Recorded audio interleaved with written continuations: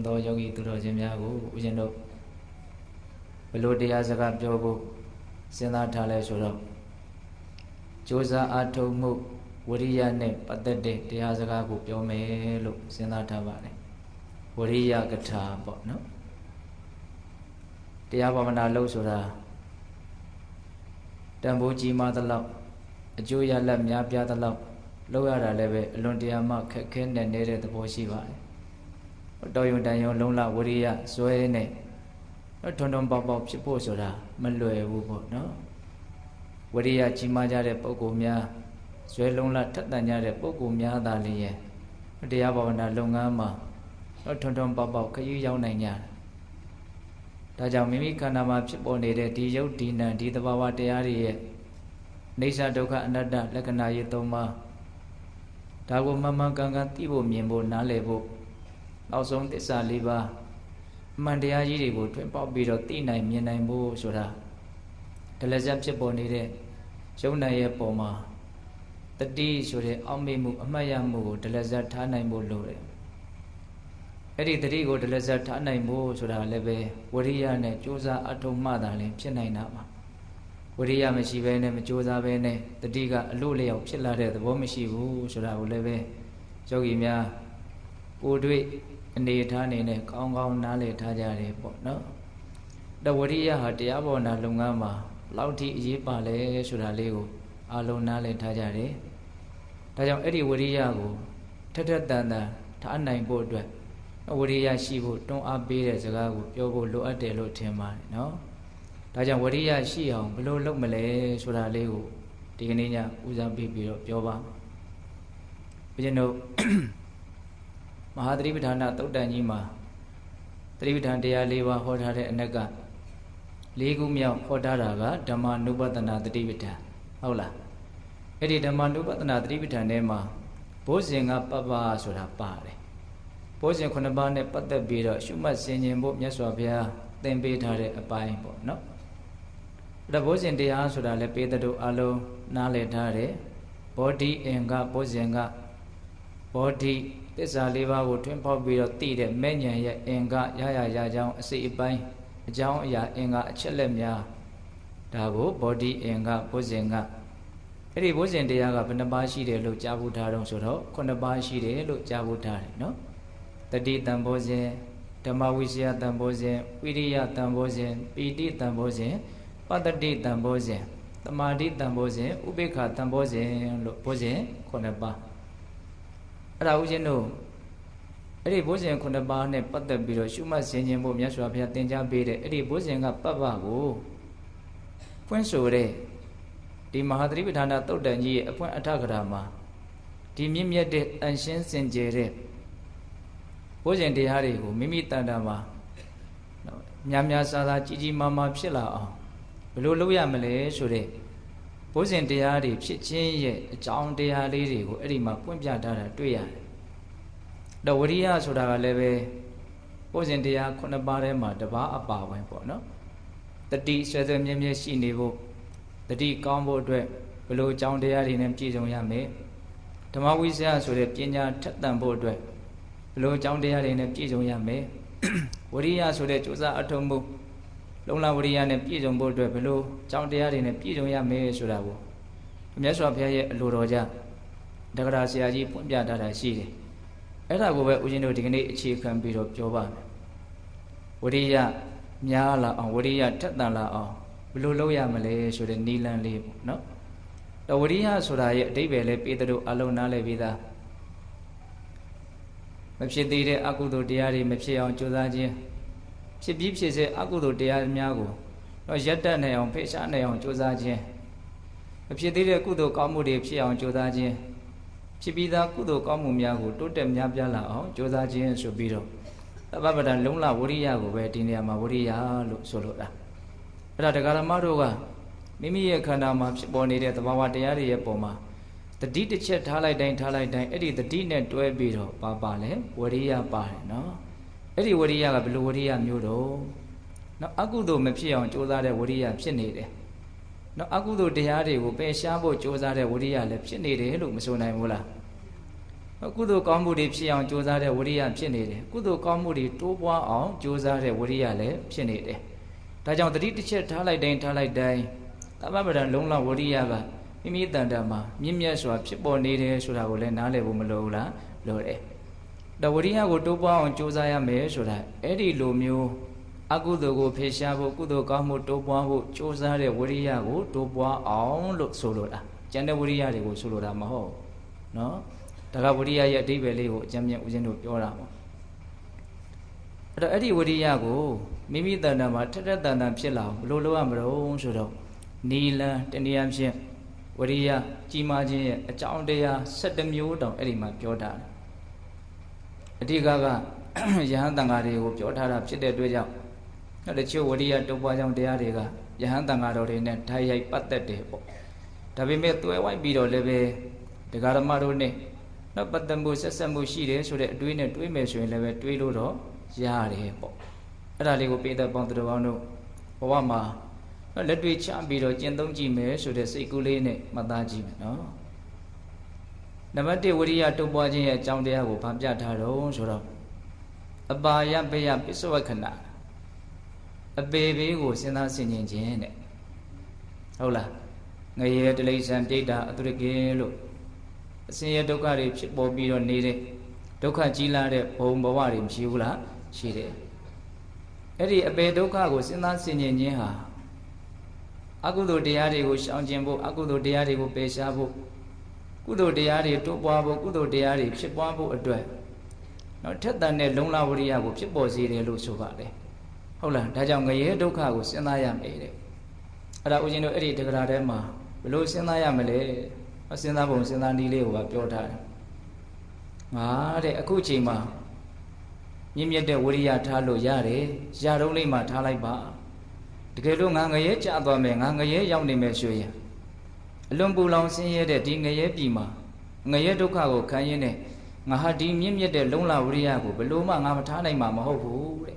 အဲ့ဒီချိန်မှာဝိရိယထားခြင်းပါတယ်ဆိုလို့တောင်ထားလို့မရဘူးပေါ့နောက်ဒီလောက်ကြီးဆင်းရဲနေတဲ့နေရာမှာအကုသိုလ်တွေမဖြစ်ဖို့ကုသိုလ်တွေဖြစ်ဖို့ဆိုတဲ့ကြိုးစားတဲ့ဝိရိယမျိုးဖြစ်ခွင့်ရပါမလားစဉ်းစားကြည့်နော်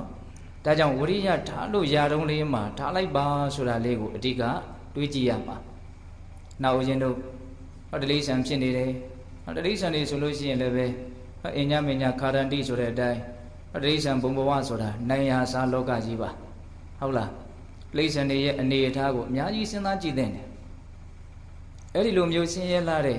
ဒုက္ခကြီးလာတဲ့ဘဝကိုရောက်နေပြီဆိုလို့ရှိရင်လည်းပဲတတိမြင့်မြတ်တဲ့ကြိုးစားအထောက်မှုဝရိယကိုဖြစ်အောင်လုပ်လို့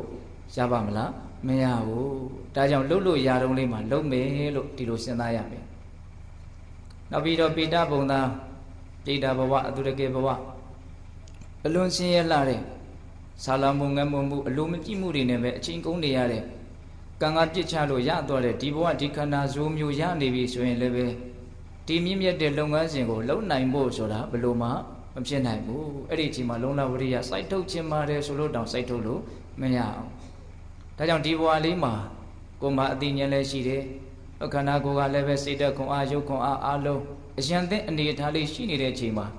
ဒီမြင့်မြတ်တဲ့ကြိုးစားအထောက်မှုဝရိယကိုမြင့်တင်လိုက်ဖို့မလိုဘူးလားဗျာလိုတယ်ဒါကြောင့်အပေလေးပုံကိုစဉ်းစားဆင်ခြင်ပြီးတော့လည်းပဲကိုယ့်ရဲ့လုံလဝရိယကိုတတ်တန်အောင်ကြိုးစားရမယ်တဲ့ဒါတရားရဲ့ဏိကုံးပိုင်းမှာဒီအပေပုံရဲ့အကြောင်းကိုနည်းနည်းလေးဦးဇင်းတို့ပြောပါမယ်ခုလောလောဆယ်တော့လုံလဝရိယတိုးပွားကြောင်း17မျိုးကိုစုံအောင်ပြောလိုက်မယ်ပေါ့နော်ခုနံပါတ်1လုံလဝရိယတိုးပွားကြောင်းကအပေဘေးကိုစဉ်းစားဆင်ခြင်ခြင်းအပါယဘေယပစ္စဝခဏနော်နောက်နံပါတ်2လုံလဝရိယတိုးပွားခြင်းရဲ့အကြောင်းကဘာပြောထားတုံးဆိုတော့အာနိတန္တဓတ္တဝိတာလုံလဝရိယရဲ့အကျိုးအာနိသင်ကိုမြင်အောင်ကြည့်ပြီးတော့လည်းပဲလုံလဝရိယကိုထပ်တန်အောင်ကြိုးစားရမယ်တဲ့ဆိုလိုတာကဝရိယရဲ့စွမ်းရည်တတိဝရိယကြောင့်ဖြစ်ပေါ်လာမယ်အကျိုးကျေးဇူးတွေကိုစဉ်းစားဆင်ခြင်မယ်ဆိုလို့ရှိရင်လည်းပဲမြင်တတ်မယ်ဆိုလို့ရှိရင်လည်းပဲဝရိယထပ်တန်လာနိုင်တယ်ပေါ့ဒီနေရာမှာဦးဇင်းတို့ဝရိယရဲ့အကျိုးကျေးဇူးကိုဘယ်လိုစဉ်းစားဆင်ခြင်ရမလဲဆိုတာကိုအဲ့ဒီအဖွင့်အထကရာထဲမှာအချင်းချုပ်ကလေးတော့ပြထားတာတွေ့ရတယ်။ဘာပြထားတုံးဆိုတော့ဝရိယရှိမှသာလေမြင့်မြတ်ဆုံးဖြစ်တဲ့ မဲ့လေးပါးဖို့လေးပါးနိဗ္ဗာန်ဆိုတဲ့လောကုတ္တရာတရားတွေကိုရနိုင်တာတဲ့ဝရိယကင်းပြီးတော့ပြင်းနေတဲ့ပုဂ္ဂိုလ်အတွက်အဲ့ဒီမဉ္ဇဉ်ဘုံဉဏ်နိဗ္ဗာန်ဆိုတဲ့အလွန်မြင့်မြတ်တဲ့သူတော်ကောင်းတရားတွေကိုမရနိုင်ဘူးတဲ့ဒါကြောင့်ဝရိယမရှိရင်ငါသည်အမြင့်မြတ်ဆုံးအကျိုးကျေးဇူးနဲ့လွဲချော်ရလိမ့်မယ်ဝရိယရှိမှသာလေအမြင့်မြတ်ဆုံးသောအကျိုးကျေးဇူးနဲ့ငါပြည့်စုံလိမ့်မယ်လို့ဝရိယရဲ့ကောင်းကျိုးချမ်းသာကိုဖြစ်စေနိုင်တဲ့အနေအထားကိုအဲ့လိုအထွတ်အထိပ်တက်ပြီးတော့စဉ်းစားဆင်ခြင်ရင်းနဲ့လည်းပဲမိမိရဲ့လုံလဝရိယကိုမြင့်တင်ရမယ်ပေါ့အဲ့ဒီနေရာမှာဦးဇင်းတို့ရှင်းရွှဲပြီးတော့ပြောချင်တာလေးတစ်ခုကအာယုဒ္ဓနိကေထဲမှာဒုတိယဒတပလသုတ်တံဆိုတာရှိတယ်အဲ့ဒီမှာဗာပြောထားတုံးဆိုတော့နော်ဝရိယရှိခြင်းရဲ့အကျိုးကျေးဇူးဝရိယမရှိခြင်းရဲ့အပြစ်အနာစာဒါမြတ်စွာဘုရားပြောပြပုံလေးအလွန်မှလည်းပဲလက်တွေ့ကြပြီးတော့အလွန်မှထိမိတယ်လို့ဦးဇင်းတို့ထင်ပါတယ်ဒုက္ခံဘိက္ခဝေကုတိတောဝိရတိဟောကိနောပပကေဟိအကုတလေဟိဓမ္မေဟိမဟန္တင်္စတရထံပရိဟာပိတိနော်ပြင်းရည်ခြင်းရဲ့အပြစ်ကိုအရင်စပြောတယ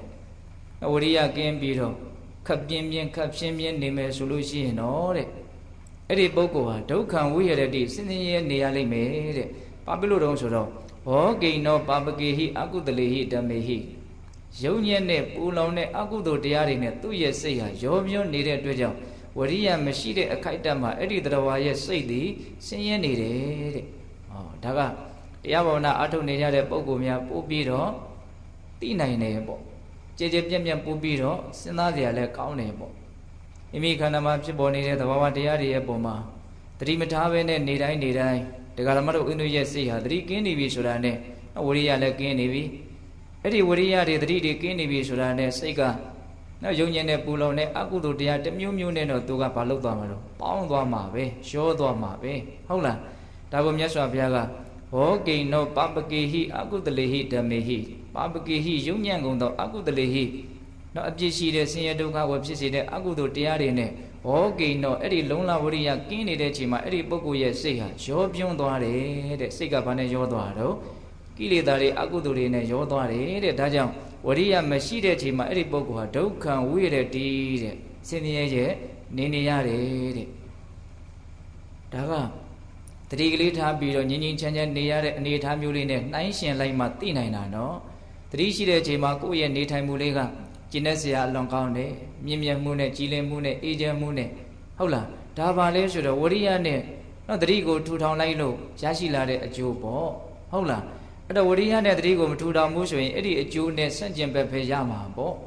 အဲ့ဒီလိုမျိုးငြိမ်းအေးမှုမြင့်မြတ်မှုကျင့်တဲ့စရာကောင်းတဲ့အနေအထားဆိုတာဝရိယမရှိတဲ့အချိန်မှာရနိုင်မှာမလားမရနိုင်ဘူးအဲ့ဒါဆင်းရဲနေခြင်းပဲလို့မဆိုနိုင်ဘူးလားမချမ်းသာဘူးဆိုတော့ဆင်းရဲနေတယ်ပေါ့ဟုတ်လားဒါကြောင့်ဝရိယမရှိဘူးဆိုလို့ရှိရင်တစ်အချက်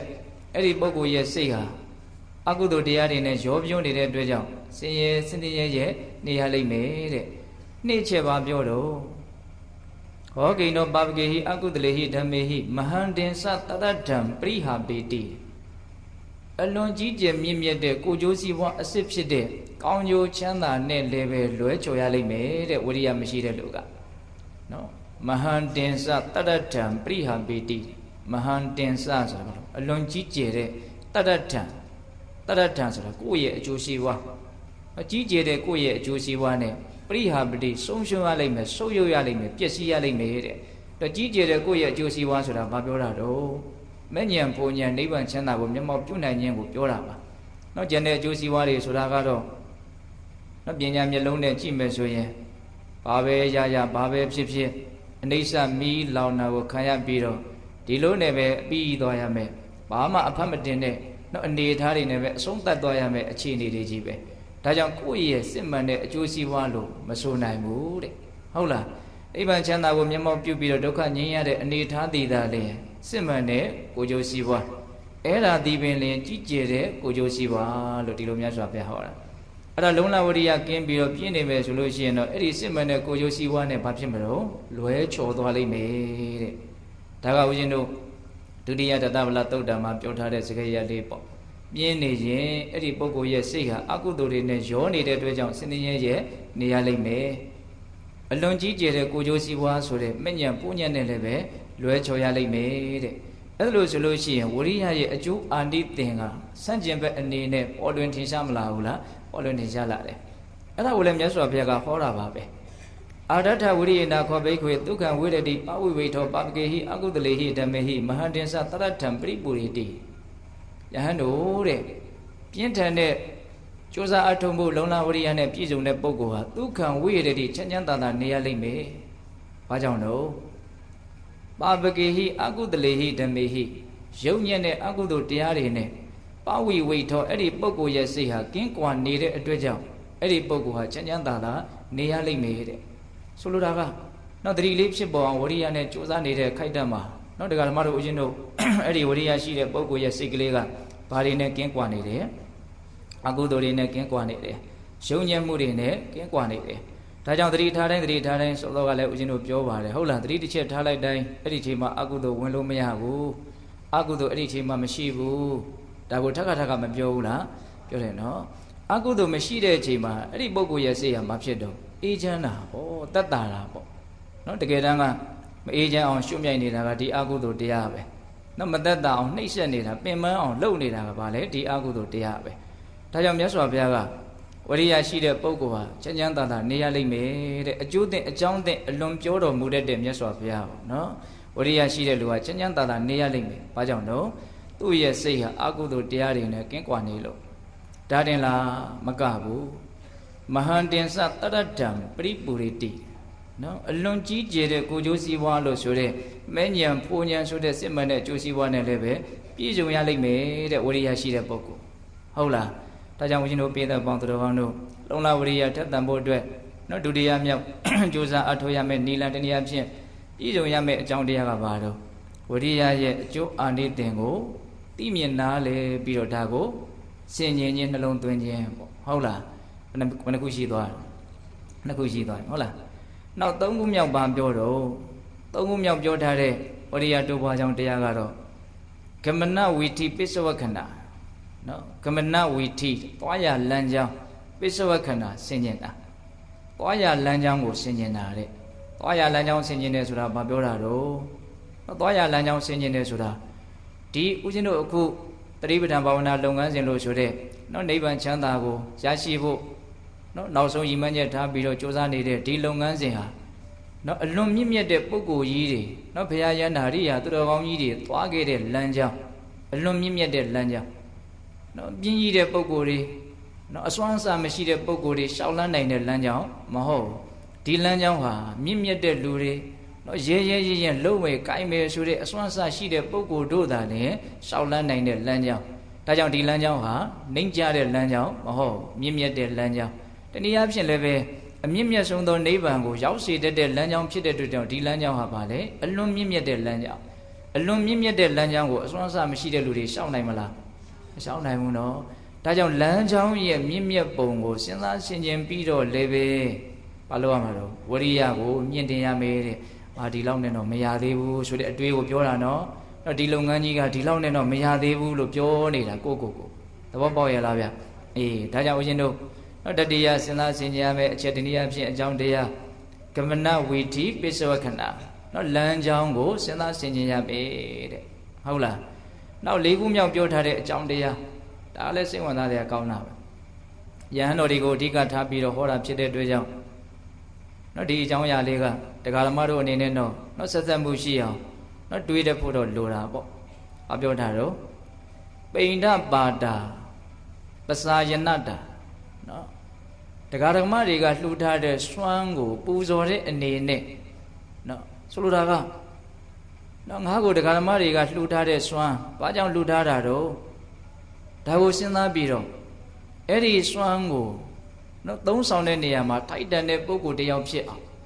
်နော်ဒီလိုရည်ရွယ်ချက်နဲ့စွမ်းတုံးပူဇော်တယ်လို့ခေါ်တာပေါ့လေအဲ့ဒီလိုရည်ရွယ်ချက်နဲ့လည်းပဲဝရိယကိုမြင့်တင်နိုင်ရမယ်တဲ့ဒါကိုနည်းနည်းလေးဦးဇင်းတို့အသေးစိတ်ပြီးတော့ပြောကြည့်ပါဦးမယ်နော်လူတွေကယဟန်တွေကိုပစ္စည်းလေးပါးကိုလှူကြတယ်တန်းကြတယ်ဆိုတာနော်အဓိကကသူတို့ဘာလိုချင်လို့လှူကြတန်းကြတာတော့ကုသိုလ်ကောင်းမှုကိုလိုချင်လို့နော်ချမ်းသာဒုက္ခကိုလိုချင်လို့နော်မြင့်မြတ်တဲ့အလုပ်ကိုဒီလူတွေလုပ်နေတာဒီပုဂ္ဂိုလ်တွေလုပ်နေတာဒါကိုအထောက်အကူဖြစ်ပါစေဆိုတဲ့ဒီလိုစိတ်ဓာတ်နဲ့လှူတာဟုတ်လားအဲ့ဒါကအဲ့ဒီလှူထားတဲ့လှူဝယ်ဝတ္ထုနဲ့ထိုက်တန်တဲ့အလုပ်ကိုလုံးမသာလဲအဲ့ဒီလှူဝယ်ဝတ္ထုဟာကိုယ်နဲ့ထိုက်တန်တယ်လို့မဆိုနိုင်ဘူးလားဆိုနိုင်တယ်နော် ဒါလည်းတော်တော်စဉ်းစားနေရတော့ကောင်းတယ်ဟုတ်လားအဲ့ဒီတက္ကရာထဲမှာဖွင့်ပြထားတာလေးကနော်တရားဓမ္မတွေကအပစ္စည်းဥစ္စာတွေလိုချင်လို့လှူတာမဟုတ်ပါဘူးတဲ့ကိုယ်နဲ့ဆွေမျိုးတော်လို့ပေးတာလည်းမဟုတ်ဘူးတဲ့ဟုတ်လားတကယ်စင်စစ်သူတို့ဟာလူချမ်းသာနတ်ချမ်းသာနိဗ္ဗာန်ချမ်းသာဆိုတဲ့ချမ်းသာကိုရကျင်လို့သာလဲဒီကုသိုလ်ကောင်းမှုကိုပြုကြတာအဲ့တော့ကိုကသူတို့လိုချင်တဲ့ချမ်းသာကိုပေးနိုင်တဲ့ကိုလာ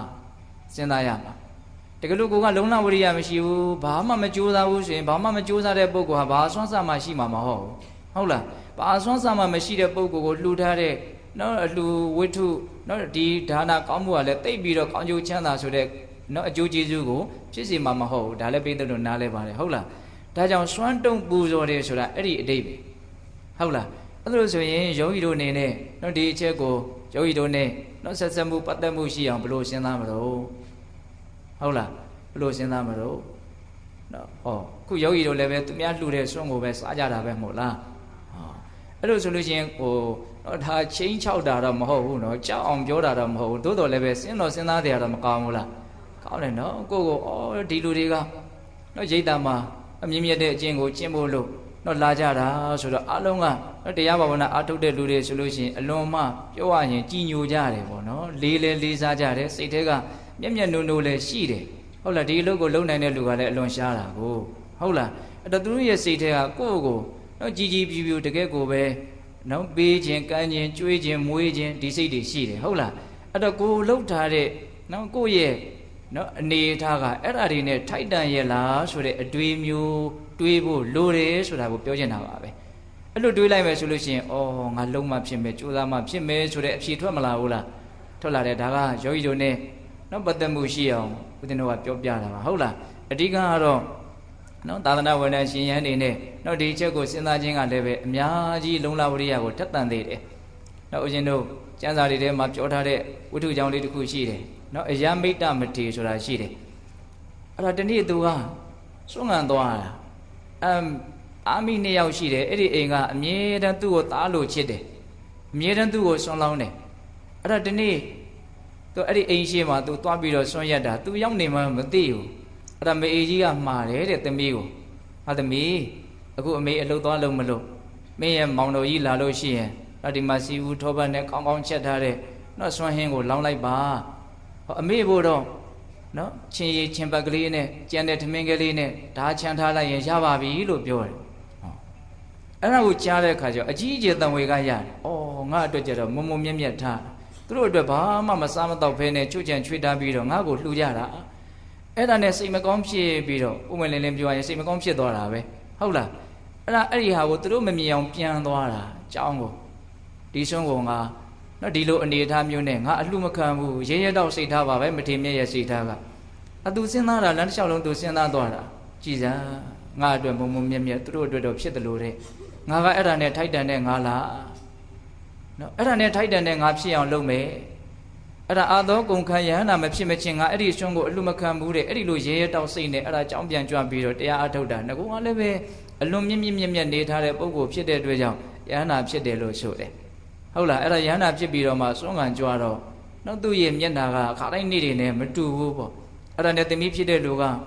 နော်စဉ်းစားမိတယ်နော်ယဟန်တော်ရှင်မြတ်ခါတိုင်းမတူဘူးလို့မအေးလာတဲ့ခါကျတော့ပြောတော့မအေးကသဘောပေါက်တယ်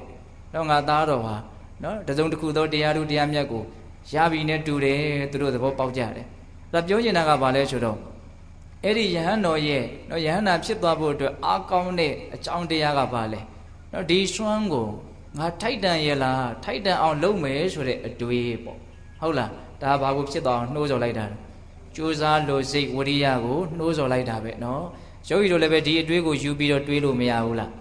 းရှားတာပေါ့ဟုတ်လားဘာကြောင့်ပဲဖြစ်ဒါသဘာဝလဲကြတယ်နော်ဝရိယဖြစ်သွားတယ်ဆိုလို့ရှိရင်ဒါအတိတ်ပဲရှိတယ်နော်ဒါကောင်းတဲ့အတွေးတစ်ခုလို့ပဲဆိုရမှာပဲဟုတ်တယ်မဟုတ်လားအေးအဲ့ဒါဦးဇင်းတို့၄ခုမြောက်လုံလဝရိယထက်သန်ခြင်းရဲ့အကြောင်းတရားနောက်၅ခုမြောက်အကြောင်းတရားကြတော့ဘာပြောတော့ဒါယစ္စမဟတ္တပစ္စဝခဏဒါယစ္စဆိုတာအမွေခံမဟတ္တဆိုတာမြင့်မြတ်တာပစ္စဝခဏဆိုတာဆင်ញက်တာဒါလည်းယဟန်တန်ဃာတွေကိုအဓိကပြောတာပါပဲဒါပေမဲ့ဒါကြတော့ဒကာဓမ္မတွေအနေနဲ့လည်းပဲအများကြီးသက်ဆိုင်သွားပြီလို့ဆိုနိုင်ပါတယ်နော်အမွေခံရဲ့မြင့်မြတ်ပုံကိုစဉ်းစားဆင်ញက်တာ ဘာရဲ့အမွေကိုခံပါလဲမြတ်စွာဘုရားရှင်ကိုရောမြတ်ကြီးရဲ့သူတော်ကောင်းတရားတည်းဟူသောအမွေကိုခံယူကြမှာဗုဒ္ဓဘာသာဝင်တွေအားလုံးနဲ့ဒါကပတ်သက်တယ်ပေါ့နော်အဓိကဆက်ဆက်နေတယ်ပေါ့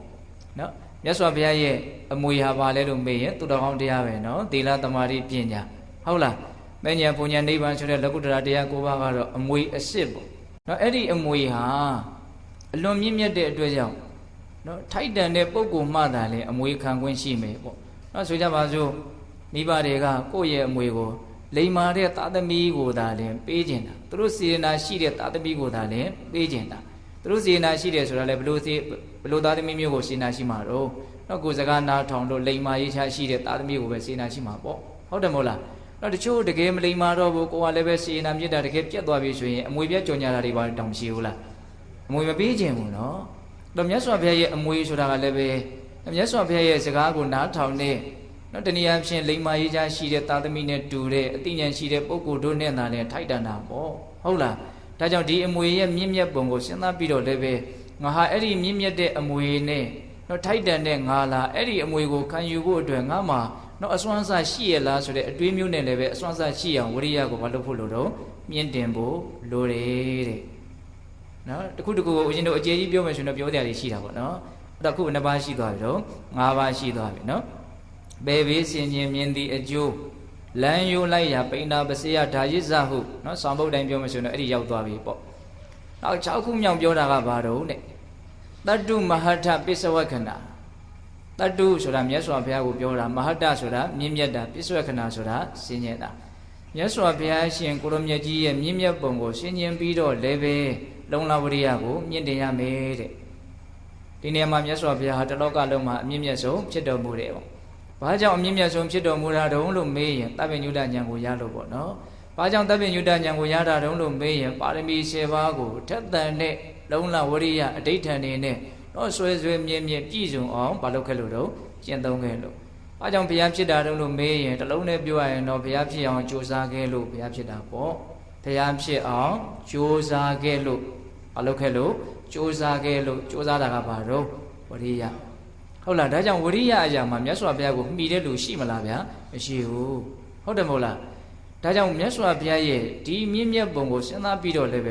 မြတ်စွာဘုရားရဲ့တပိသားတာဝကဖြစ်ကြတဲ့ငါတို့ဟာလည်းပဲဝရိယနဲလို့မသိတော့ဘူးဆိုတဲ့အတွေးမျိုးနဲ့လည်းပဲဝရိယကိုထက်သန်အောင်ကြိုးစားရမယ်ဟုတ်လားတတ္တုမဟတပစ္စဝခဏဟောနောက်ဦးဇင်းတို့ခုနှစ်ခုမြောက်ပြောတာကဘာလဲဆိုတော့ဇာတိမဟတပစ္စဝခဏဇာတိဆိုတာဘာတော့ဇာတိဆိုတာဖြစ်ချင်းပေါ့ဟုတ်လားဟိုအမိဝမ်းကောင်းကမွေးဖွားလာတာကိုလည်းဇာတိလို့ပြောတယ်နော်ဒီနေ့မှာဇာတိကအဲ့ဒီဇာတိကိုပြောတာမဟုတ်နော်ယဟန်ဘဝရဲ့အနေအထားကိုပြောတာနော်ဒါလည်းဖြစ်ချင်းတစ်မျိုးပဲမဟုတ်လားနော်လူအဖြစ်ကနေယဟန်အဖြစ်ကိုနော်ပြောင်းလိုက်တယ်ပေါ့နော်ယဟန်ဖြစ်သွားတယ်ဘာဖြစ်သွားတယ်ယဟန်ဖြစ်သွားတယ်အဲ့ဒီဖြစ်သွားတာကိုဘာလို့ပြောတော့ဇာတိနော်ဇက်လို့လည်းပဲဗမာလိုဘာသာပြန်တယ်ငယ်တုန်းကကိုရင်ဘွားတုန်းကဇာတိကိုဇက်လို့ဘာသာပြန်တဲ့ဦးစင်ကဇက်ပွဲကြီးတွေရဲ့တော့ပြီးတော့မျက်စိထဲမြင်တယ်။အော်ကြီးလာမှဇက်ဆိုတာအဲ့ဒါကိုပြောတာမဟုတ်ဇက်ဆိုတာဖြစ်တာကိုပြောတာဟုတ်လားဇက်ဆိုတာဖြစ်တာဘာဖြစ်တာတော့ယဟန်ဖြစ်တာဟုတ်လားလူယုံမှဖြစ်တာသူတော်ကောင်းဖြစ်တာဖြစ်ချင်းတွေအများကြီးမရှိဘူးလားရှိရနော်အခုကဘာတော့ဇာတိမဟတ္တဖြစ်ချင်းရဲ့မဟတ္တဆိုတာမြင့်မြတ်မှုပြည့်စွဲခဏဆိုတာဆင်ញင်တာဆိုတာကကိုဖြစ်နေတဲ့အနေအထားလေးရဲ့မြင့်မြတ်မှုကိုဆင်ញင်တာတဲ့။ဟောယဟန်တစ်ပါးရဲ့အနေအထားတကယ်တမ်းကပါလေမြင့်မြတ်တယ်ပေါ့နော်။ဒီအသွင်သဏ္ဍာန်လေးကပါတော့မြင့်မြတ်တယ်ပေါ့။နောက်မကောင်းတာတွေကိုတတ်နိုင်သမျှရှောင်မယ်ကောင်းတာတွေကိုတတ်နိုင်သမျှကြိုးစားမယ်ဆိုပြီးတော့ဒီအသွင်သဏ္ဍာန်လေးကိုယူထားတယ်။ဒီသိက္ခာပုဒ်တွေကိုကျင့်သုံးမယ်ဆိုပြီးတော့ယဟန်အဖြစ်ကိုခံယူလိုက်တာနဲ့ဒီဇာတိဒီဇတ်ဟာဘာဖြစ်သွားပြီတော့မြင့်မြတ်သွားပြီ။အဲ့ဒီမြင့်မြတ်တဲ့ဇတ်ကိုဘာလို့ရမှာတော့စဉ်းစားဆင်ခြင်ရမယ်တဲ့။ဆိုလိုတာကဒီအဝိနဲ့ထိုက်တန်ရလားဆိုတဲ့အတွေးမျိုးဒါကတော့ဦးဇင်းတို့ကပုံမဲ့လင်းလင်းပြောတာပါပဲဟုတ်လားကိုယ့်ရဲ့အနေထားကမြင့်မြတ်တဲ့အသွင်သဏ္ဍာန်ကိုယူထားတာနော်အဲ့ဒါကိုကိုကထိုက်တန်ရလားလို့စဉ်းစားဖို့တော့မလိုဘူးလားလိုတယ်အဲ့ဒီစဉ်းစားမှုကလုံလဝရိယကိုထက်သန်စေလိမ့်မယ်ဒါကတော့ဒကာမတို့အတွက်လည်းပဲများစွာသုံးတယ်မယ်လို့ဦးဇင်းထင်တယ်နော်အခုဘယ်နာရောက်နေကြတာတော့ရိတ်တာတဲ့ရောက်နေတာပေါ့ရိတ်တာဆိုတာကောင်းတာလုပ်တဲ့နေရာလားမကောင်းတာလုပ်တဲ့နေရာလား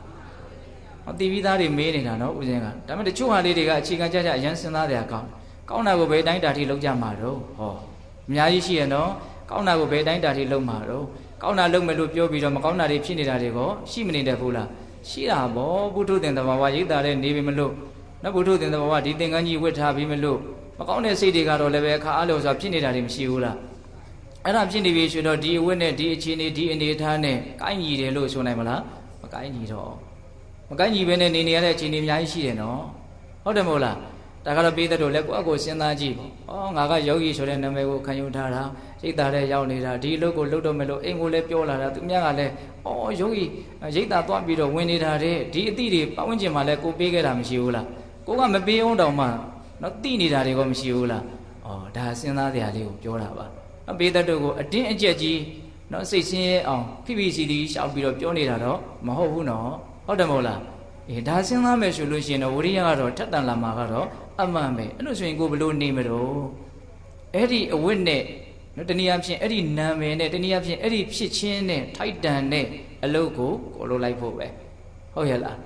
းဒါယဟန်တွေကိုပြောတယ်ဆိုပေမဲ့လို့ပေတတို့အနေနဲ့လည်းပဲအများကြီးအဝန်ဝင်ကြမဖြစ်ဘူးလားနော်ကောင်းတာလုပ်ချင်တယ်ဆိုရင်အဲ့လိုလေးအတွေးလေးတွေတော့တဲ့ဖို့လိုတာပေါ့နော်ဆိုကြပါစို့နော်ယောဂီအနေထားကနေကိုင်းရိတ်တာကနေပြန်သွားပြီဆိုရင်လည်းပဲကိုဟာဗုဒ္ဓဘာသာဝင်ဆိုတဲ့အနေထားတော့ခံယူထားတာမရှိဘူးလားဟောအဲ့ဒီအဖြစ်ကလည်းပဲကိုတော့ကိုဟာဗုဒ္ဓဘာသာဝင်မယ်ဆိုတဲ့အနေနဲ့မြင့်မြတ်တယ်လို့တော့ထင်နေတာတော့မရှိဘူးလားမြင့်မြတ်တယ်လို့ထင်နေုံမြတ်နဲ့မြင့်မြတ်သွားမှာလားဗုဒ္ဓဘာသာဝင်ဖြစ်နေတဲ့ဆိုမြတ်နဲ့မြင့်မြတ်သွားမှာလားဟောစဉ်းစားတရားတော့ရှိတယ်နော်မြင့်မြတ်မှုဆိုတာကိုအခုဘာလုပ်နေလဲဆိုတာပေါ်မှာအဓိကမူတည်တာဘလို့စိတ်တွေထားနေလဲဆိုတာအဓိကမူတည်တာမြင့်မြတ်တဲ့စိတ်ထားရှိနေတဲ့အခိုက်အတန့်မှာမြင့်မြတ်တဲ့လူပဲယုံညံ့တဲ့စိတ်ထားရှိနေတဲ့အခိုက်အတန့်မှာယုံညံ့တဲ့လူပဲဘာသာဝင်ပဲဘာလူမျိုးပဲဖြစ်ဟုတ်တယ်မဟုတ်လားအဲ့လိုဆိုရင်ကိုကမြင့်မြတ်တဲ့အသွင်သဏ္ဍာန်မြင့်မြတ်တဲ့နာမည်တွေကိုခံယူထားပြီးတော့ယုံညံ့တဲ့စိတ်တွေဖြစ်နေတာမသိတော့ဘူးဆိုတဲ့အတွေ့မျိုးကတော့တွေးသိနေမဟုတ်လားတွေးသိနေအဲ့ဒါဘာကိုဖြစ်စီမှာတော့မြင့်မြတ်တဲ့လူတစ်ယောက်ဖြစ်အောင်ကြိုးစားမယ်ဆိုတဲ့ဝိရိယကိုထပ်တန်စေလိမ့်မယ်ဟုတ်လားနော်အလွန်အသုံးတည့်မယ်လို့ထင်တယ်နော်ဟုတ်လားအဲ့ဒါဘာခေါ်တော့ဇာတိမဟာတပိစဝခဏနော်နောက်ဦးဇင်းတို့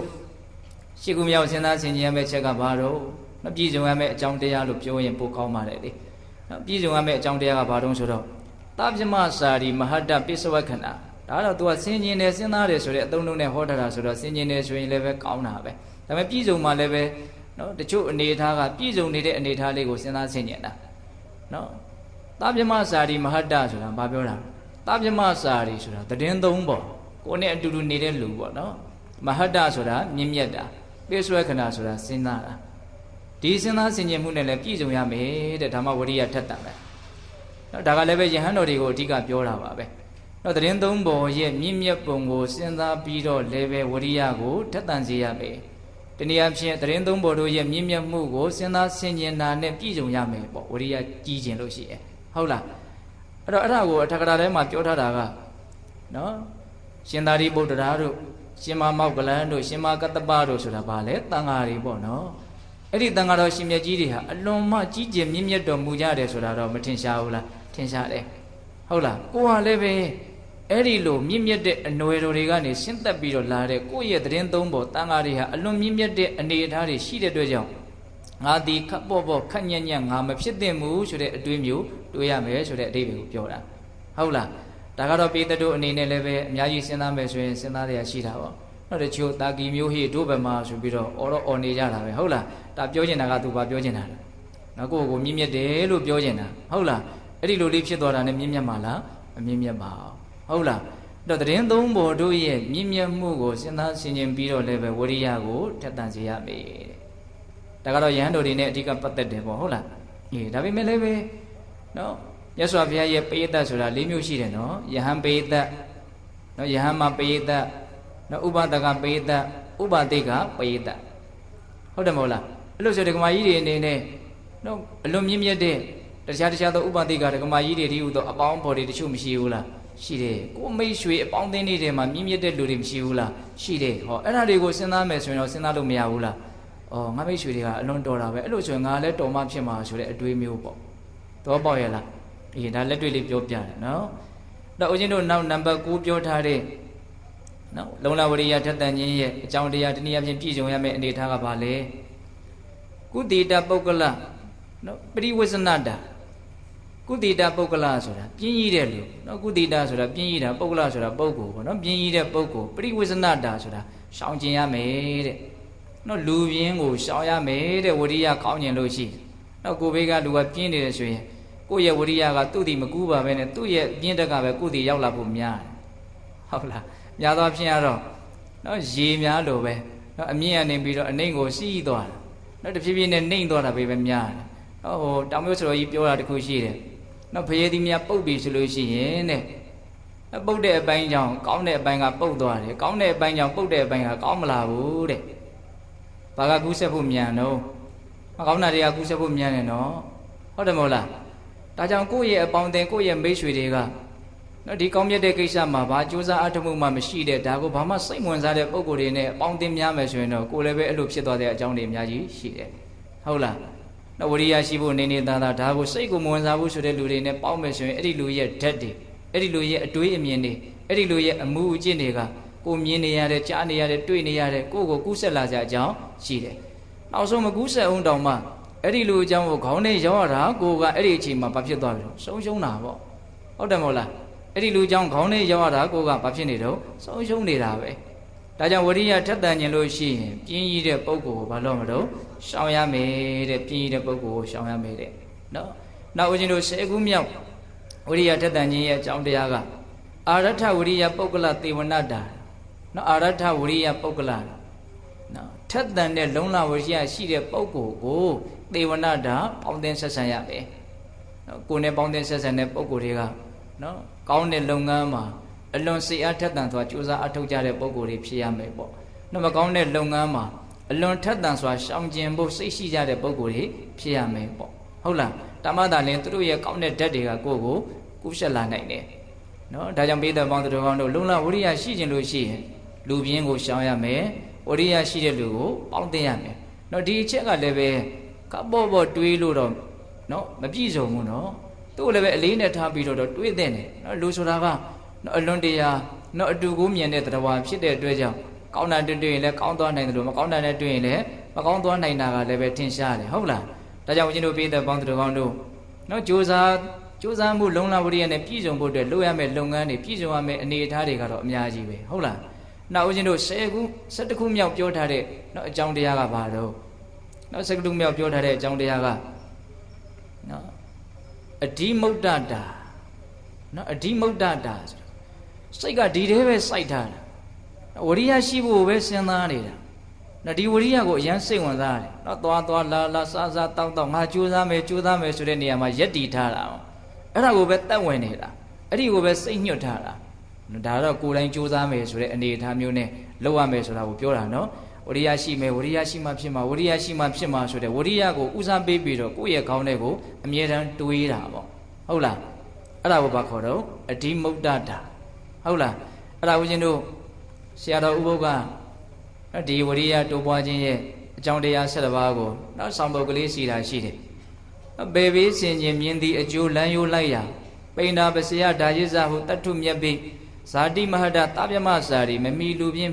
မိတင်းအာရထဓိမုဒ္ဒဟုလုံလပွားကြောင်း7တီလို့မသလိုကြီးကဒီလိုရေးတယ်အဲ့ဒီဆောင်ပုဒ်လေးကိုအရှင်ကအရင်ရွတ်ရင်ပေးတဲ့တို့နားမလည်မှာဆိုလို့နော်အဓိပ္ပာယ်ကိုအရင်ရှင်းပြပြီးမှဆောင်ပုဒ်ကလေးကိုရွတ်ပြတယ်ဟုတ်လားဘေဘေးစင်ခြင်းမြင်သည့်အကျိုးဆိုတာဘာပြောတာလုံလဝရိယရဲ့အကျိုးကျေးဇူးကိုမြင်အောင်အထောက်တာကိုပြောတာနော်လမ်းရိုးလိုက်ရနော်ဒီလမ်းရဲ့မြင့်မြတ်ပုံကိုစဉ်းစားဆင်ခြင်ပြီးတော့နောက်ငါမြင့်မြတ်တဲ့လမ်းနဲ့ထိုက်တန်အောင်ဘယ်လိုလိုက်မလဲဆိုတာကိုစဉ်းစားတာဟုတ်လားပိဏ္ဍပစယဆိုတာကိုစားနေတဲ့စွမ်းနဲ့ထိုက်တန်အောင်ကြိုးစားတာလို့အကျဉ်းမြင်ပြောရဟုတ်လားဒါယိဇဟုတ်ဒါယိဇဆိုတာအမွေခံရဲ့မြင့်မြတ်ပုံဆိုတော့ဒါတွေရှင်းခဲ့ပြီနော်ဟုတ်လားတတ္ထုမြတ်ပြီးတယ်မြတ်စွာဘုရားမြင့်မြတ်ပုံကိုစဉ်းစားပြီးတော့ဝရိယထက်သန်အောင်ကြိုးစားတာဇာတိမဟတနော်ကိုယ့်ရဲ့အဖြစ်ရဲ့မြင့်မြတ်ပုံကိုစဉ်းစားပြီးတော့လည်းပဲဝရိယရှိအောင်ကြိုးစားတာသဗ္ဗမစာရီတရင်သုံးဘော်တို့ရဲ့မြင့်မြတ်ပုံကိုစဉ်းစားပြီးတော့လည်းဝရိယရှိအောင်ကြိုးစားတာမမီလူပြင်းမိတင်းအာရထဒါကတော့ရှင်းတယ်နော်မမီလူပြင်းမိတင်းအာရထဆိုတာထက်တန်တဲ့ဝရိယရှိတဲ့လူကိုရည်ညွှန်းတာနော်ပြီးတော့ဗါတော့ဒီမုဒ္ဒဟုတဲ့သွားလေဒီစိတ်စားလေဒီစိတ် ရိယထက်သန်ဖို့ပဲအမြဲတမ်းစဉ်းစားပြီးတော့ဒီမှာပဲတက်ဝင်ပြီးတော့ဒါကိုပဲစောင့်တည်ပြီးတော့ထားသလိုမျိုးဝရိယရှိဖို့စိတ်အားထက်သန်ပြီးတော့နေတာမျိုးကိုဒီမုဒ္ဒလို့ပြောတာအဲ့ဒါဆိုလို့ရှိရင်လုံးလပွားကြောင်း7မျိုးလို့ပိဿတုနားလေကြတယ်ပေါ့အဲ့တော့ဒီတဲကဦးဇင်းတို့နော်အရန်ကြိုက်တဲ့အလုံးနဲ့ပို့ပြီးတော့ဟိုကြည်ကြည်ပြန့်ပြန့်ရှိမဲ့ပြည့်စုံရမယ့်အကြောင်းတရားလေးကိုရွေးချယ်ပြီးတော့ပြောခြင်းတယ်အဲ့ဒါကဘာလဲဆိုတော့အပေဘေးကိုစဉ်းစားဆင်ခြင်ခြင်းနဲ့ရရှိမဲ့အကျိုးကျေးဇူးတွေကိုစဉ်းစားဆင်ခြင်ခြင်းဟုတ်လားအပေဘေးကိုစဉ်းစားဆင်ခြင်ခြင်းနဲ့ရရှိမဲ့အကျိုးကျေးဇူးနော်ဝရိယရဲ့အကျိုးကျေးဇူးကိုပြောတာနော်အဲ့ဒီအပြစ်နဲ့အကျိုးကိုစဉ်းစားဆင်ခြင်ခြင်းဟာဝရိယကိုများစွာထက်သန်စေလိမ့်မယ်ဆိုတာလေးကိုပြောခြင်းတာဒီနေရာမှာဦးဇင်းတို့နော်အကျိုးကျေးဇူးကိုစဉ်းစားဆင်ခြင်တာထက်တောင်အပြစ်ကိုစဉ်းစားဆင်ခြင်တာကပိုပြီးတော့ဝရိယကိုထက်သန်စေလိမ့်မယ်လို့ဦးဇင်းထင်တယ်ဒါပါကိုရည်ညွှန်းတာတော့စဉ်းစားနော်ဝရိယရှိရင်ရရှိမဲ့အကျိုးကျေးဇူးကိုစဉ်းစားပြီးတော့ဝရိယရှိအောင်လုပ်တာထက်ဝရိယမရှိရင်ရရှိမဲ့အပြစ်အနာစာဆင်းရဲဒုက္ခကိုစဉ်းစားပြီးတော့ဝရိယရှိအောင်ကြိုးစားတာကပိုပြီးတော့ထက်သန်တဲ့ဝရိယကိုဖြစ်စေနိုင်တယ်လို့ပြောတာနော်အကျိုးကျေးဇူးကိုမျှော်ကိုပြီးတော့လုပ်တဲ့ဝရိယလည်းမထက်သန်ဘူးလို့ဆိုလိုတာတော့မဟုတ်သို့တော့အပြစ်ကိုမြင်ပြီးတော့မလုပ်ရင်တော့ဒီဒုက္ခတွေတော့တွေ့မှာပဲဆိုတဲ့အတွေးနဲ့လုပ်တဲ့ဝရိယကပိုပြီးတော့ထက်သန်မယ်လို့ဆိုကြတာနော်ဒီနေရာမှာဦးဇင်းတို့ဝရိယပါရမီယာမှာလည်းပဲဦးဇင်းတို့ပြောခဲ့ဘူးတယ်လို့ထင်ပါတယ်နော်ဥမာလေးတစ်ခုပေါ့နော်ဆိုကြပါစို့နော်သမင်တန်ကောင်ကရှေ့ကအသက်လွတ်ပြီးတော့ပြေးတယ်နောက်ကကြားကအဲ့ဒီသမင်ကိုစားခြင်းလို့လိုက်တယ်နှစ်ကောင်သလုံးအလွန်ကြီးမားတဲ့ဝရိယနဲ့ပြေးလွှားနေကြတယ်ပေါ့ဟုတ်တယ်မဟုတ်လားမြင်အောင်ကြည့်နော်နောက်ကကြားကလည်းပဲဒီသမင်ကိုစားရလို့ဇောနဲ့အာကုံထုတ်ပြီးတော့လိုက်တယ်အဲ့ရှေ့ကသမင်ကလည်းပဲမိရင်တော့ငါအစားခံမှာပဲဆိုပြီးတော့သေပေးနဲ့ချင်းချောက်ပြီးတော့သူကလည်းဘာလုပ်တော့ပြေးတယ်ကြားရဲ့ဝရိယနဲ့သမင်ရဲ့ဝရိယဘသူရဲ့ဝရိယကကြီးမယ်လို့ထင်လဲသမင်ရဲ့ဝရိယကြီးတာပေါ့ဟုတ်တယ်မဟုတ်လားစဉ်းစားတော့ဘာလို့တော့သူကအမိခံရင်သေရမှာလေဟိုကမမိလို့ရှိရင်အစာငါယုံပဲရှိတယ်ဟုတ်တယ်မဟုတ်လားအဲ့ဒါနဲ့နှိုင်းရှင်ပြီးတော့စဉ်းစားပေါ့နော်ဝရိယအကျိုးကျေးဇူးကိုနော်စဉ်းစားရင်လည်းပဲကြိုးစားခြင်းသိထက်သန်ပါတယ်နော်ဝရိယမရှိရင်တွေ့ကြုံရမယ့်ဆင်းရဲဒုက္ခတွေကိုစဉ်းစားရင်ဖြစ်တဲ့ဝရိယကအများကြီးပိုလိမ့်မယ်ဆိုတာလေးကိုတွေးမိလို့ပြောပြတာဟုတ်လားဆိုကြပါစို့ကျောင်းသားတစ်ယောက်နော်စာမွေးအောင်စာကျက်ခြင်းသိပေါအောင်တိုက်တွန်းတဲ့နေရာမှာမင်းစာမွေးအောင်လို့ရှိရင်ဘလို့ဘွဲတွေဂုဏ်တွေနဲ့ပြည့်စုံပြီးတော့လူဘဝမှာအသက်မွေးဝမ်းကြောင်းပြုလွယ်တယ်အလွန်ကောင်းတယ်ဒါကြောင့်စာမွေးကောင်းအောင်လုပ်လို့တိုက်တွန်းတာလည်းရှိတယ်မင်းစာမွေးမအောင်လို့ရှိရင်တော့လူတန်းစီနေရမှာမဟုတ်ဘူးအစသာရအောက်ကြနောက်ကြနဲ့စင်းရဲနေရလိမ့်မယ်လို့မအောင်ခြင်းရဲ့အပြစ်ကိုပြပြီးတော့တိုက်တွန်းတာလည်းရှိတယ်ဘာကပိုထီအောင်ပဲထင်လဲမအောင်ခြင်းရဲ့အပြစ်ကိုနော်ဆင်းရဲဒုက္ခကိုပြပြီးတော့ပြောတာကပို့ပြီးတော့ကြိုးစားလို့စိတ်ကိုထက်သန်စေလိမ့်မယ်ဟုတ်ရဲ့လားဒါကြောင့်မလို့အပေဘေးကိုစဉ်းစားဆင်ခြင်တာကအလွန်တရာမှထိရောက်တယ်ဆိုတာလေးကိုပြောချင်တာနော်အလွန်ကြီးမားတဲ့ဒုက္ခရှိတဲ့ဒီအပေဒုက္ခတွေဟာဒကာဓမ္မတို့အရင်တို့အခုပုထုသင်ဘဝမှာတော့ကိုယ်နဲ့လုံးဝဇရာပြက်ပြီးကိုယ်နဲ့ဘာမှမသက်ဆိုင်တော့ဘူးလို့ပြောလို့မရသေးဘူးဆိုတဲ့အနေအထားကိုအဓိကစဉ်းစားရမှာဟုတ်တယ်မို့လားဒီဆင်းရဲလာတဲ့ဘဝနဲ့ကိုယ်နဲ့ဘာမှမဆိုင်တော့ဘူးလို့ဒကာဓမ္မတို့အရင်တို့ပြောခွင့်ရှိပြီလားမရှိဘူးဟုတ်လားအဲ့ဒီအနေအထားဟာဝရိယကိုအကြီးအကျယ်ထက်သန်စေလိမ့်မယ်ဒါအလွန်တုံလှုပ်ကြောက်ချားစရာကောင်းတဲ့အနေအထားတစ်ခုလို့ဆိုမယ်ဆိုရင်တော့ဆိုလို့မရဘူးလားရတယ်နော်အချိန်မရွေးနော်အဲ့ဒီဘဝတွေကိုရောက်သွားနိုင်တယ်နော်ဒီဘဝကလည်းအချိန်မရွေးပျက်စီးနိုင်တယ်ကိုယ့်ရဲ့စိတ်ကြီးကလည်းအချိန်မွေးဖြစ်ချင်တာတွေဖြစ်နိုင်တယ်အချိန်မွေးပျက်စီးနိုင်တဲ့အနေအထားနဲ့အချိန်မွေးဖြစ်ချင်တိုင်းဖြစ်နေတဲ့စိတ်ကြီးနှစ်ခုမြန်တဲ့သွားပြီးပေါင်းမိသွားပြီဆိုရင်တော့အချိန်မွေးရောက်ချင်တဲ့နေရာကိုရောက်သွားနိုင်တယ်ဆိုတဲ့အဖြေကြီးထွက်မလာဘူးလားခန္ဓာကြီးကလည်းအချိန်မွေး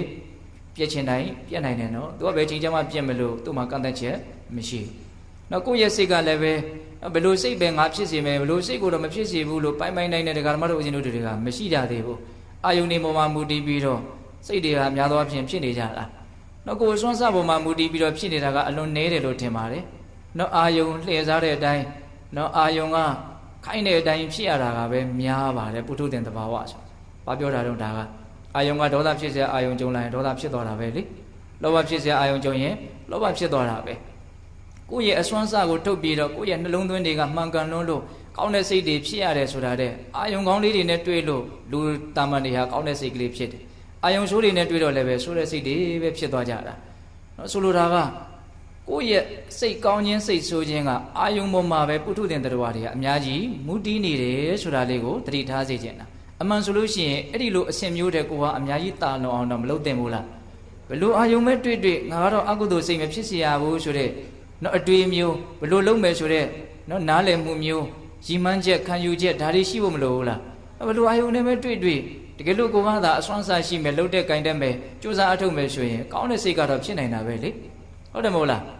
အဲ့ဒီနေရာမှာအဓိကသုံးချမှာပါလဲလို့မင်းယောနိသောမနတိကာရပဲနော်ကိုယ့်ရဲ့စိတ်နှလုံးသွင်းကနော်အတွေးတွေကတိတ်ပြီးတော့မြင့်မြတ်ပြီးတော့အထက်တန်းကြမယ်အလုံးကိုပညာသားပါမယ်ဆိုလို့ရှိရင်တော့ဘလို့အာယုန်နဲ့ပဲတွေ့အဲ့ဒီလိုကကောင်းတဲ့စိတ်မဖြစ်နိုင်ဘူးလားဖြစ်နိုင်တယ်ဟုတ်တယ်မဟုတ်လားကိုကဒီတိုင်းကြီးပဲတာမန်ဘာမှသိပြီးတော့စွမ်းစားမရှိဘူးဆိုရင်တော့နော်အာယုန်ပြုတ်ရနှုတ်ရမှာပေါ့အာယုန်ကလိုချင်စရာဆိုတာနဲ့ကိုကလောဘတန်းဖြစ်မယ်အာယုန်ကမကျေနပ်စရာလို့ဆိုတာနဲ့ကိုကဒေါသတန်းဖြစ်မယ်ဟုတ်ရဲ့လားအဲ့တော့ပြောချင်တာကဒကာမတို့ဦးဇင်းတို့ခန္ဓာကိုယ်ကြီးကလည်းပဲအချိန်မရွေးဖြစ်ချင်တယ်လို့ဖြစ်သွားနိုင်တယ်ဒီစိတ်ကြီးကလည်းဘာမှပိုင်နိုင်ဒကာမတို့ဦးဇင်းတို့တွေကမကင်တွယ်နိုင်သေးတဲ့အနေအထားပေါ့ဟုတ်လားအဲ့ဒီအနေအထားကြီးနှစ်ခုရဲ့အခြေအနေကိုစဉ်းစားကြည့်ရတာအချိန်မရွေးအပေလေးပုံကိုရောက်သွားနိုင်တယ်ဆိုတဲ့အဖြေထွက်မလာဘူးလားထွက်လာတယ်ဟုတ်လားဒါကြောင့်မြတ်စွာဘုရားကတတ္ထိယဝိယဩမထောတန်ရှာမနေဝမတ္တကေတက္ကာယဒိဋ္ဌိဘာဟာနာယတတောဘိက္ခုပရိပစေလို့အဲ့ဒီလိုဟောတာတော့ခေါင်းမှာစုနေခေါင်းမှာလောင်နေတဲ့မိကိုငြိမ့်တဲ့ဝရိယမျိုးနဲ့ရင်မှာစုနေတဲ့လှံကိုနှုတ်တဲ့ဝရိယမျိုးနဲ့အမြဲတမ်းသတိထားပြီးတော့တက္ကာယဒိဋ္ဌိလို့ဆိုတဲ့ထင်ရှားဖြစ်နေတဲ့ဒီယုံနာရဲ့ပုံမှာငါလို့ထင်နေတဲ့သူလို့ထင်တဲ့ပုဂ္ဂိုလ်တ attva လို့ထင်နေတဲ့ဒီတက္ကာယဒိဋ္ဌိကိုသာလေနော်ဘယ်တတ်နိုင်အောင်ကြိုးစားရမယ်လို့မြတ်စွာဘုရားဟောတာဘာလို့အဲ့လိုဟောတာတော့တက္ကာယဒိဋ္ဌိရှိနေရင်အချိန်မရွေးအပယ်လေးပုံကိုရောက်သွားနိုင်တယ်ဟုတ်တယ်မဟုတ်လားတက္ကာယဒိဋ္ဌိမရှိဘူးဆိုရင်ပယ်လေးပုံကိုရောက်เสียကြအောင်မရှိဘူးနော်ဒါကြောင့်ဦးဇင်းတို့ပြည့်တဲ့ပေါင်းသူတို့ကောင်းတို့နော်အပယ်လေးပုံရဲ့ဒုက္ခကိုစဉ်းစားတိုင်းလည်းပဲနော်ဒီအပယ်တန်တရားနဲ့ငါနဲ့ဇရာမပြတ်သေးပါလားဆိုတဲ့အတွေးလည်းတစ်ခါတည်းကပ်ပြီးတော့ပါလာဖို့မလိုဘူးလားလိုတယ်နော်ဒါကြောင့်ဒီအပယ်ပုံရဲ့ဆင်းရဲဒုက္ခကြီးမားပုံကိုနဲ့နော်ဇရာမပြတ်သေးပုံကိုတွဲပြီးတော့စဉ်းစားပြီးတော့လည်းပဲကိုယ့်ရဲ့လုံလဝရိယကိုထပ်တန်စေရမယ်ဟုတ်လားဒီနေ့မှာဦးဇင်းတို့နော်ကိုနဲ့ဇရာမပြတ်သေးဘူးဆိုတဲ့အတွေးကနော်များသောအားဖြင့်အခြေခံအားဖြင့်ဒါကိုသိထားရနားလည်ထားမယ်ဆိုရင်နော်ဆင်းရဲတဲ့ဘဝတွေကိုမြင်တာနဲ့ကိုပဲအဲ့ဒီတန်ဝေကရလာနိုင်တယ်ပေါ့အလွန်ဆင်းရဲတာကိုမြင်တယ်ဩငါလည်းဒါမျိုးအချိန်မျိုးဖြစ်နိုင်တယ်ဆိုတဲ့အတွေးပေါ့ဒီနေ့မှာဦးဇင်းတို့ဒီဆင်းရဲတဲ့အာယုံပေါ့နော်ဆင်းရဲတဲ့ဘဝရဲ့အနေအထားကိုသိရတယ်မြင်ရတယ်တွေ့ခွင့်ရတယ်ဆိုရင်ဒါကငါနဲ့အချိန်မျိုးငါဖြစ်နိုင်သေးတယ်ဆိုတဲ့အတွေးဆက်ပြီးတော့ဖြစ်ပြီးတော့ကောင်းမြတ်တဲ့စိတ်တွေအများကြီးဖြစ်မလာနိုင်ဘူးလားဖြစ်လာနိုင်တယ်ဒါကြောင့်အပေဘုံရဲ့အကြောင်းကိုစဉ်းစားဆင်ခြင်တယ်ဆိုတဲ့ဥစ္စာကအဲ့ဒီလိုမျို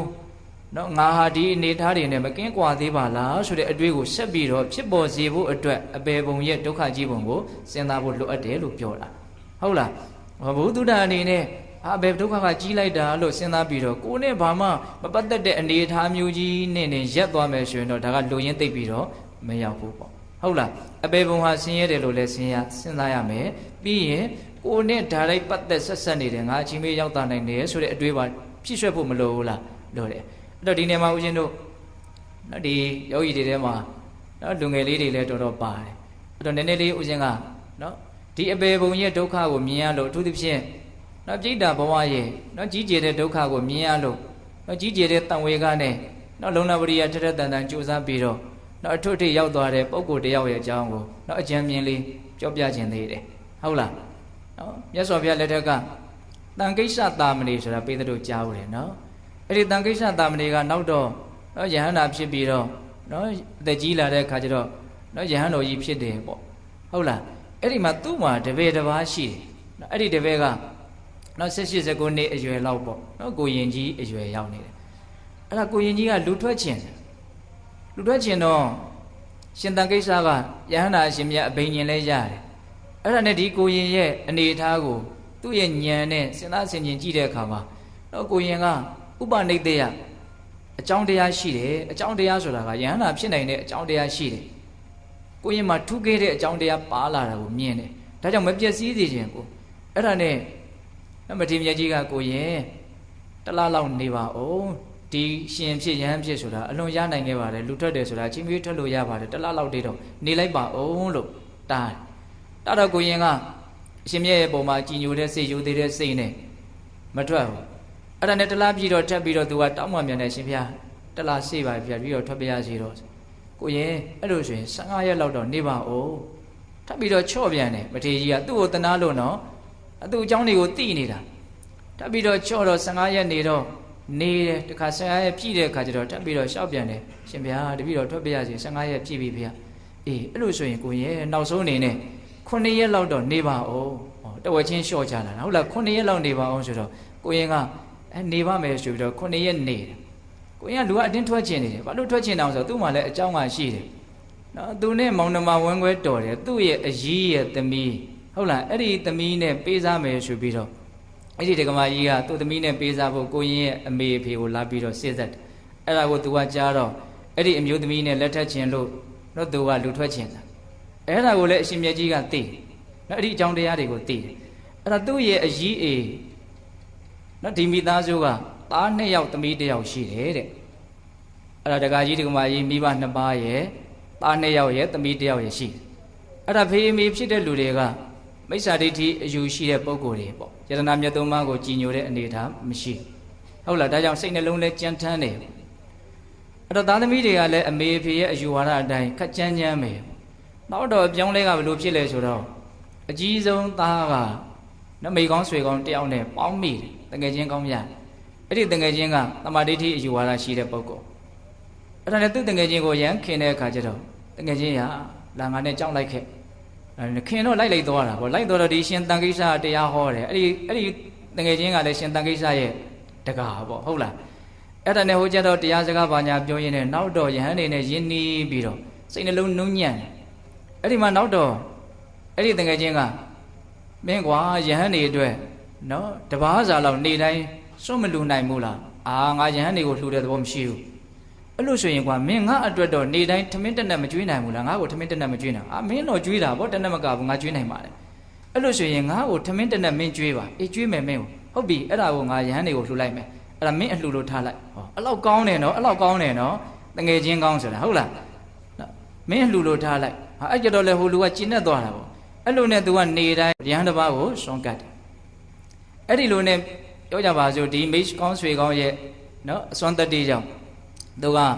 ရဟန်းတန်ဃာကိုကြည်ညိုပြီးတော့နောက်သမာဓိဋ္ဌိအယူဝါဒရှိလာတဲ့ကံကံအကျိုးတွေကိုယုံကြည်ပြီးတော့နှုံညံ့သိမ်မွေးတဲ့အနေအထားအဲ့ဒါနောက်တော့သူ့ရဲ့ညီရောသူ့ရဲ့ညီမလေးရောစောစောကကိုရင်နဲ့ပေးစားမယ်ဆိုတဲ့အမျိုးသမီးလေးပေါ့နော်အဲ့ဒီညီရောညီမရောဒီအကူကြီးကိုအကြောင်းပြုပြီးတော့သူတို့ကလည်းသာသနာတော်ကိုယုံကြည်သက်ဝင်တဲ့တရားတရားရှိတဲ့ယုံကြည်မှုရှိတဲ့ပုဂ္ဂိုလ်တွေဖြစ်လာတယ်ကျမ်းနေတာကဘယ်သူကျမ်းနေတုံးဆိုတော့အမေအဖေကျမ်းနေဟုတ်လားအမေအဖေကဘလို့စီယုံလို့မှမရသူတို့လောက်တာကိုလည်းသဘောမကျ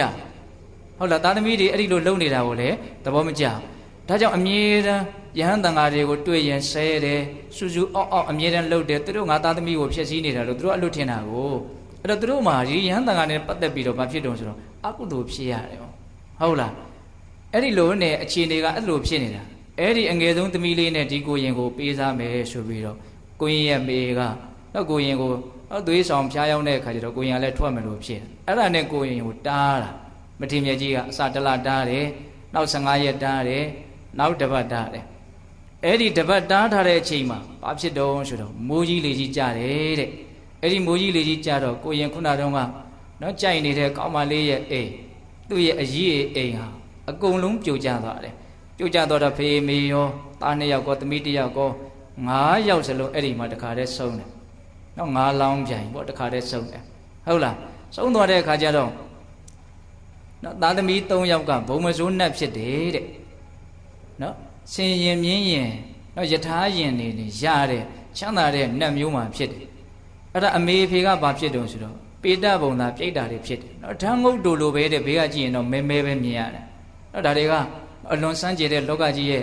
နော်တတ္တဝါတွေရဲ့ဘုံဘဝတွေရဲ့အနေအထားတွေကလည်းအလွန်စမ်းကြယ်တယ်နော်မဲမဲကြီးပဲမြင်ရတယ်တဲ့အဲ့ဒါသေးသေးချာချာကြည့်လို့ရှိရင်တော့အချင်းချင်းတူတလုံးနဲ့ခေါင်းကိုထုရတယ်လို့ပြောတယ်ထုပြီးဆိုရင်အဲ့ဒီသွေးတွေပြည်တွေကြာလာပြီဆိုရင်စားကြတယ်တဲ့အဲ့ဒီသွေးတွေကိုဒါလည်းပဲအားရတယ်လို့မရှိဘူးအတင်းထုနေကြတာပဲတဲ့ဒါကသူတို့ရဲ့စိတ်စေတနာနဲ့တန်တဲ့အကျိုးရလဒ်ကိုရတာပေါ့နော်ညူစုမှုဟုတ်လားညူစုမှုရဲ့အကျိုးပေးတာကိုခံရတာမကြည်နပ်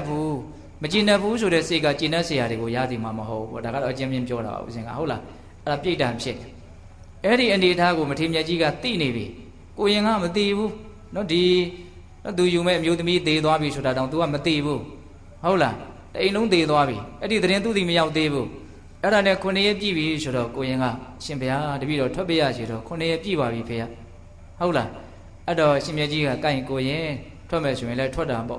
့နော်ရက်စီပြီဆိုတော့ထွက်တာပေါ့ဟုတ်တာပေါ့ကိုင်ဒါပေမဲ့ငါနဲ့လိုက်ခဲ့အောင်လားဆိုပြီးတော့နော်ဇီရီရဲ့အနောက်ဘက်ကလမ်းရှိတယ်အဲအကြောင်းပြင်မဲ့ထွက်ပြီးတော့အဲ့ဒီလမ်းလာကလေးကလည်းသားနေတယ်လို့ပြောတယ်ညဟုတ်လားနော်အဖိတ်နေနော်14 ရက်နေ့ညလာလေးကလည်းသားတယ်အဲ့ဒီအချိန်မှာနော်ဒီသားသမီး 3 ယောက်ကဖြစ်လာတဲ့ဘုံမစိုးနတ် 3 ယောက်ကနော်စင်ရင်ရဲ့မြင်းရင်ရဲ့ညီမလေးဖြစ်တဲ့နတ်ကယထာရင်ရဲ့စီးပြီးရှေ့ကသွားအဲ့ဒါမထေမြတ်ကြီးရဲ့တကိုးကြောင့်ကိုရင်ကအဲ့ဒီနတ်တွေကိုမြင်ရအာလှလိုက်တာကြည်စမ်းနော်သူကိုရင်လူထွက်ချင်တာတော့မေ့သွားတယ်ဟုတ်လားကြည်စမ်းကောင်းငင်ကနေသွားနေတာနော်အလွန်စမ်းကြည်တဲ့လောကကြီးနော်မယုံဘူးလို့မရှိနဲ့ဟုတ်လားအလွန်စမ်းကြည်တဲ့လောကကြီးအလွန်ကျေပြည့်တဲ့လောကကြီးနော်စင်ရင်မြင်းရင်ယထာရင်နဲ့သွားနေတာဝင်းတောက်နဲ့အော်လှလိုက်တာဟာအဲ့လိုကြည်နေတော့ရှိသေးနောက်ကမဲနဲ့နှစ်ကောင်လိုက်လာတယ်နော်အဲ့ဒီနှစ်ကောင်ကအလွန်ကြီးကျယ်တဲ့ဒုက္ခနဲ့အချင်းချင်းတခါတည်းထူဟာနှစ်ဟာနဲ့လိုက်လာတယ်ဟာအဲ့ဒါကြည့်တော့တော်တော်ကြောက်သွားတယ်အဲ့ဒါနဲ့ဘာလဲမသိဘူးဆိုတော့ဘေးမှာရဟန္တာမထေရကြီးကလည်းရှိနေတာဆိုတော့တိတ်လည်းမကြောက်ဘူးပေါ့အဲ့ဒါနဲ့မထေမြတ်ကြီးကမေးတယ်ကိုရင်မင်းသူတို့ကိုမေးအဲ့ဒါဘယ်သူတွေလဲလို့မေးလို့ခိုင်းတော့ကိုရင်ကမေးတယ်တဲ့မေးတော့ရှေ့ကနတ်တွေကသွားတာဆိုတော့မမီတော့နောက်ကမဲနှစ်ကောင်ကိုပဲမေးရတယ်ခင်ဗျားတို့ကဘယ်သူတွေတော့မေးတယ်မေးတော့မှအဲ့ဒီပြိတ္တာနှစ်ကောင်ကပြောတယ်တဲ့မောင်ရင်တို့ကအခြားမဟုတ်ဘူးမင်းရဲ့ဦးကြီးနဲ့ဒေါ်ကြီးပဲတော့ရှေ့ကသွားတာဟာအဲ့ဒါမင်းရဲ့နော်အကို2 ယောက်နဲ့နော်ညီမပဲတို့မိုးလေဝသဖောက်ပြန်လို့နော်လေကြီးမိုးကြီးကြလို့အိမ်ပိပြီးတော့သေရတာအဲ့ဒါသူတို့ကတော့စိတ်ကောင်းနှလုံးကောင်းနေနဲ့နော်စစ်မှန်တဲ့ယုံကြည်မှုနဲ့အခြေခံပြီးတော့မြင့်မြတ်တဲ့အလုပ်ကိုလုပ်နိုင်တဲ့အတွက်ကြောင့်သူတို့တော့ကောင်းတဲ့ဘဝရောက်တယ်နော်တို့ကတော့ယုံညံ့တဲ့စိတ်ထားနဲ့တန်တဲ့အကျိုးရလဒ်ကိုပဲရနေတာနော်တကယ်ကိုပဲကြောက်မဲ့ဖွယ်ရနော်စင်စင်ရဲ့တနာစရာလဲတနာစရာလို့ဆိုရမယ်ပေါ့နော်အဲ့လိုပြောပြတော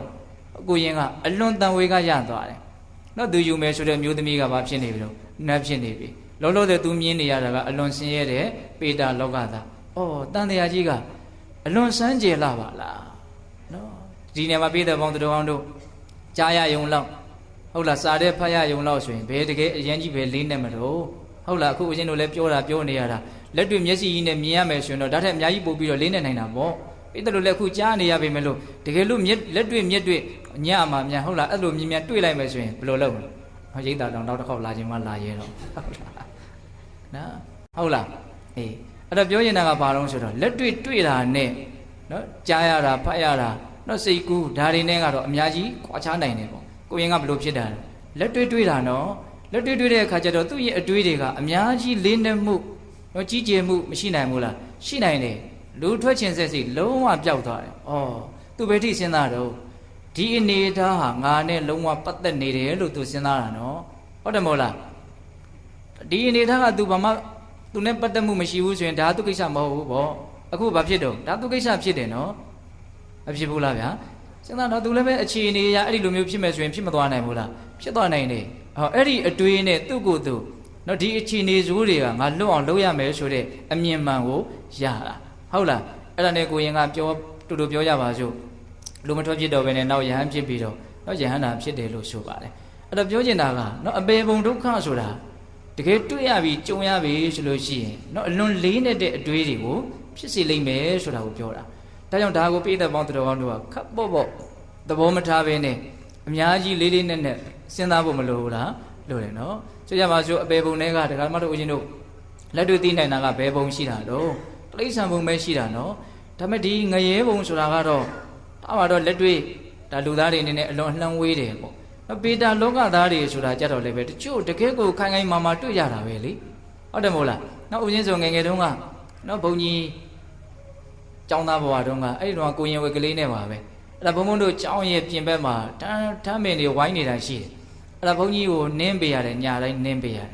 အဲ့ဒါပေးရွရင်နဲ့ဘုံကြီးကအောက်ကတခါလေးကိုကနင်းပေးနေသူကအိတ်ချင်းအိတ်နေတယ်အဲ့ဒါကိုကအပေါ်ကနေတန်းကလေးကင်ပြီးတော့နင်းရတယ်အဲ့ဒါကျောင်းပြင်ဘက်ကိုကြည့်လိုက်လို့ရှိရင်တန်စကားကွက်ကလေးတွေကနေပေါ့ထမ်းမင်တွေကိုမြင်ရတယ်အဲ့ဒီထမ်းမင်တွေရဟိုမှာရွာပေါ့ဘုံဘုံတို့ကျောင်းနဲ့ရွာနဲ့ကနော်လေ50ခွက်လောက်ဝေးတယ်နော်လှန်တစ်ခေါ်လောက်ဝေးတယ်ပေါ့အဲ့ဒီထမင်မောကနေပြီးတော့မီးလုံးကသွားနေတာနော်မြင်ရတာမီးလုံးကိုမြင်ရတာအဲ့ငယ်တရေမီးဆိုတာလဲကြားဘူးတာပေါ့ဒါဘာလဲကြည့် အောက်မှာဘုန်းကြီးကလည်းရှိနေတယ်ဆိုတော့မကြောက်ဘူးပေါ့အဲ့ဒီမီလုံးကအဲ့ဒီဓာတ်မင်ပေါ်မှာလည်းလှည့်နေတယ်အဲ့ဒါဘုန်းကြီးဟိုမှာမီလုံးကြီးပေါ့ဟုတ်လားအဲ့ဒါဘုန်းကြီးကထကြည့်တော့မရှိတော့ဒါလက်တွေ့ဦးဇင်းတို့မြင်ဘူးတဲ့အနေထားတော့ဒီလောက်ပဲပေါ့နော်အဲ့တသေးသေးရဲ့6တာတွေတွေ့တာတွေဘာတွေတော့တိတ်ပြီးတော့မရှိပါဘူးနော်အသက်ကြီးလာလို့နော်ဦးဇင်းဖြစ်တော့ရွာเจ้าမှာနည်းနည်းထူးဆန်းတာတစ်ခုတွေ့ရတာတော့လဲကြုံဘူးတယ်အဲ့ဒါကဘာလဲဆိုတော့နော်เจ้าရဲ့အရှိဘက်ကလှဲလန်းရှိတယ်အဲ့ဒီလှဲလန်းကရွာနဲ့ကူးပြီးတော့လေတော့ကိုဖြတ်ပြီးတော့သွားတယ်လှဲလန်း